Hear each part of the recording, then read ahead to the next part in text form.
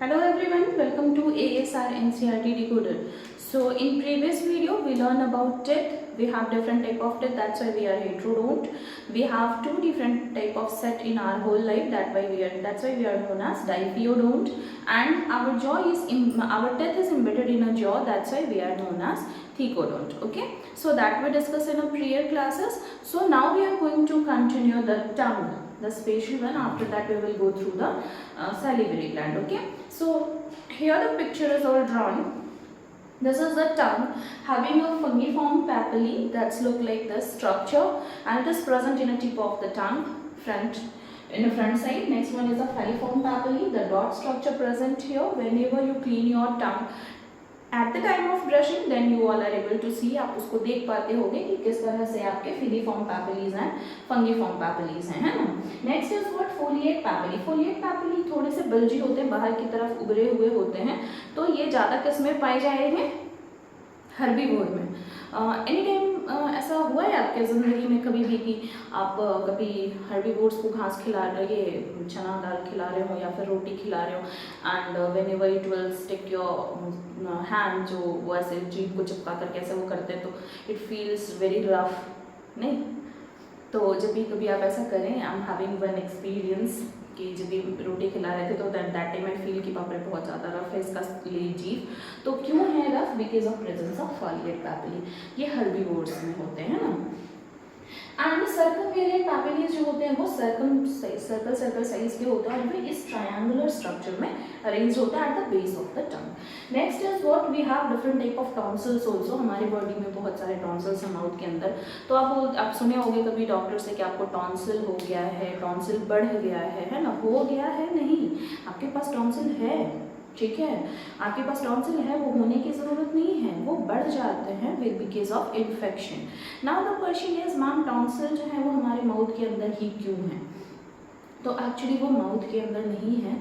आप देख लेंगे उनका structure. This is the passage of your nose, है ना, ये पैसेज ऑफ नोज है, and here is the passage of mouth. तो ये जो कॉमन पैसेज यहाँ आपको दिख रहा है ना, with the common passage for knows also and mouth also, यहाँ पे क्या होता है, ये अगर आप इसको इस तरह से कट करते हो then you are able to see a ring like structure. तो यहाँ पे ऐसे टॉन्सिल्स प्रेजेंट होते हैं, and these tonsils are present here क्योंकि यहाँ पे बहुत ज़्यादा आपके WBC प्रेजेंट होंगे.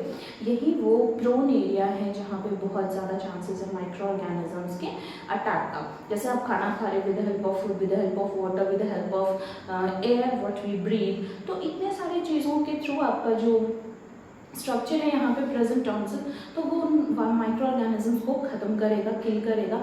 अगर नहीं कर पाया तो बहुत ज़्यादा यहीं पे हमारा क्या होने वाला है, इन्फेक्शन होने वाला है ना.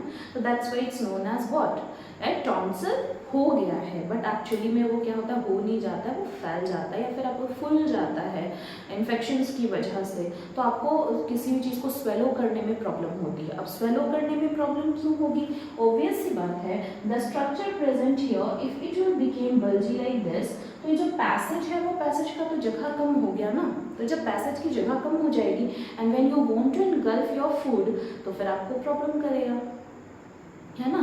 And the question is in your mind like कि मैम जब भी हम अपने सलाइवा को भी स्वेलो करते हैं at the same time we feel the same pain, तो ऑब्वियसली सलाइवा भी क्या है, a liquid thing present in your mouth, तो आप उसको भी स्वेलो करोगे तो then you feel little bit hurt over here. तो वो जो दर्द है वो क्यों है? क्योंकि ये स्वेलो कर गया है. तो शायद आपको याद होगा बचपन में आपको कुछ बच्चों का ऐसा हुआ है. नाउअडेज इट्स वेरी रेयर क्योंकि बच्चों को बचपन में ही इतने सारे इंजेक्शंस लग जाते हैं, टीके लग जाते हैं कि उनका इम्यून स्ट्रॉन्ग बहुत हो जाता है. तो पहले हमें याद है कि जब हम छोटे थे तो बहुत लोगों को ऐसा हुआ करता था कि दे फील पेन हियर, और ये वाला स्ट्रक्चर जो है वो थोड़ा सा फुल जाया करता था. तो एक वाइट कलर की वो आती थी, पेपर आया करते थे, कपड़े आते थे, वैसे इस तरह से patch and having a dot, ये बहुत स्टिकी होता था और फिर इसको चिपका दिया जाता था, है ना. इसके चिपकाने से फिर वो धीरे धीरे आपका जो स्ट्रक्चर है वो स्वेलो कम हो जाता था, है ना. फिर आराम से नॉर्मल कोई भी प्रॉब्लम, इसको हम लोग मम्प्स बोलते हैं. कौन सी बीमारी होती थी? मम्प्स, गलफड़ जिसको बोला जाता है, मम्प्स हो जाता था, ठीक है.